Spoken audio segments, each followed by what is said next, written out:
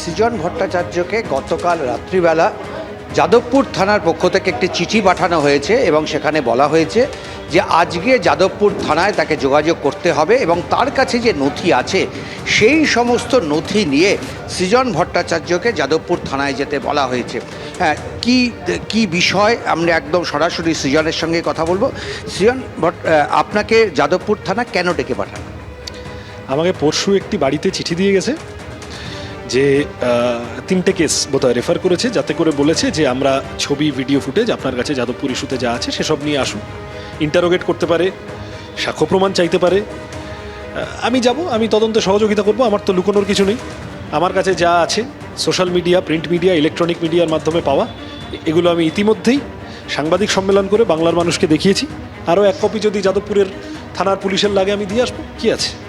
এবং কিছুক্ষণ আগে আপনি সাংবাদিক সম্মেলন করে বলছিলেন যে কেন আপনাকে ডেকে পাঠানো হলো, এটা নিয়েও কিন্তু আপনার কিছু প্রশ্ন রয়েছে। কেন?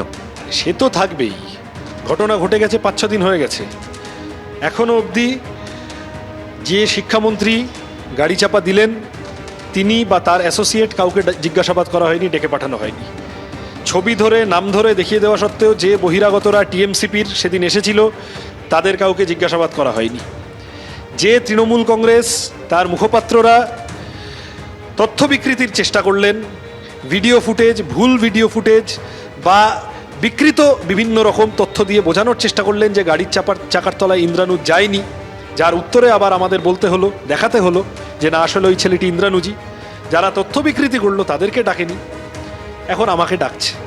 আমার কোনো অসুবিধা নেই, আমি তদন্তে সহযোগিতা করতে 1বার কেন 10 বার যাব। কিন্তু পুলিশ, তাদের ভূমিকা প্রশ্নাতীত নয়। এক ইন্দ্রানুজ, যে ছেলেটি গাড়ির চাকার তলায় পড়ে গিয়েছে, তার এফআইআর 3 দিন ধরে নিচ্ছিল না, হাইকোর্টের বকা খেয়ে এফআইআর নিতে হলো। প্রথম দিন থেকে ইন্দ্রানুজের অভিযোগ যে তার বয়ান ঠিক মতো করে রেকর্ড নিচ্ছে না। একটা প্রাক্তনী ছেলে, তাকে অ্যারেস্ট করে নিয়েছে প্রথম দিনই, কিন্তু এই টিএমসিপির বহিরাগতরা যারা এসেছিল তাদেরকে অ্যারেস্ট করেনি। তার মানে পুলিশ হেলে আছে কিনা এই সন্দেহ আছে। পুলিশকে ঠিক করতে হবে তারা উদ্দিন মর্যাদা রাখবে কিনা। আমরা তদন্তে সাহায্য করার জন্য সমস্ত রকম ভূমিকা পালন করব। আজকে সন্ধ্যে 6টার সময় যাদবপুর থানায় যাবে সৃজন ভট্টাচার্য এবং সেখানে সমস্ত নথি নিয়ে তিনি যাবেন এবং সেই নথি পুলিশের কাছে তুলে দেবেন। তার দাবি, মিডিয়া থেকে যে সমস্ত নথি তিনি পেয়েছেন সেগুলোই তিনি পুলিশের হাতে তুলে দেবেন। ধন্যবাদ উজ্জ্বল।